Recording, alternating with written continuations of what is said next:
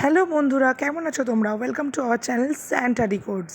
আমরা দীঘা থেকে ডে 2তে গিয়েছিলাম সায়েন্স সিটি ভিজিটে। ডে 2 সকাল সকাল ব্রেকফাস্ট সেরে চলে গেলাম সায়েন্স সিটি ভিজিট করতে।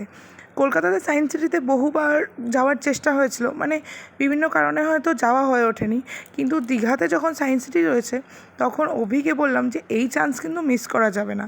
তাই জন্য আমি, অভি আর স্যান্টা সকালের ব্রেকফাস্ট সেরেই বেরিয়ে পড়লাম সায়েন্স সিটির উদ্দেশ্যে। সে কিন্তু প্রথমে গিয়ে এই প্রশ্নই করে যে মা এটা কি, ডাইনোসর তো সে সেইভাবে দেখেনি। আর সেখানে একটা কোনো অকেশনও হয়েছিল, তার জন্য ওখানে বেলুন দিয়ে খুব সুন্দর ডেকোরেশন ছিল। তো সেই বেলুনগুলো দেখে তার কিন্তু ইন্টারেস্ট বেলুনের দিকে ছিল।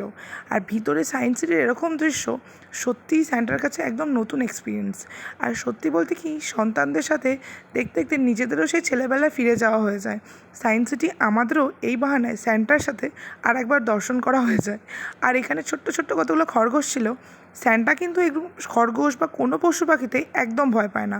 মানে আমরা চেষ্টা করি ওর পশু পাখির সাথে যাতে কানেকশানটা ভালো হয়, তাই তাদেরকে সে খাবার দেওয়া এগুলো ছোটো থেকেই সে শিখেছে।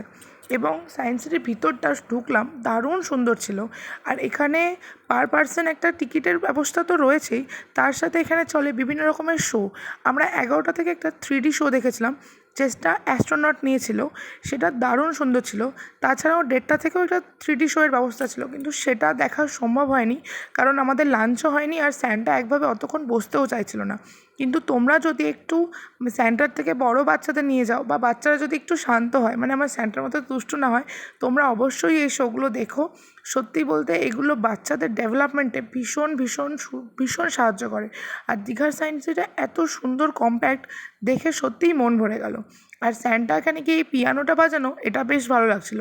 আর এখানে একটা জায়গায় ক্ল্যাপিং ট্রিও ছিল, যেখানে ক্ল্যাপ করলেই ট্রিতে লাইট জ্বলে।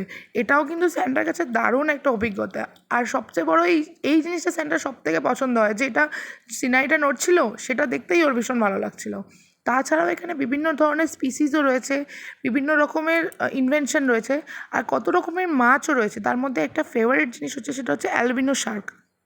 তো দীঘা গেলে অবশ্যই আমি সাজেস্ট করব যে তোমরা সায়েন্স সিটি যাও। আমার বিশ্বাস তোমাদের সায়েন্স সিটি খুব ভালো লাগবে। আর আমাদের ভিডিও তোমাদের কেমন লাগছে প্লিজ কমেন্টে জানিও। ভালো লাগলে একটা লাইক করে দিও। দেখা হবে তোমাদের সঙ্গে নেক্সট ব্লগে। ততক্ষণ ভালো থেকো, টাটা, লাভ ইউ অল।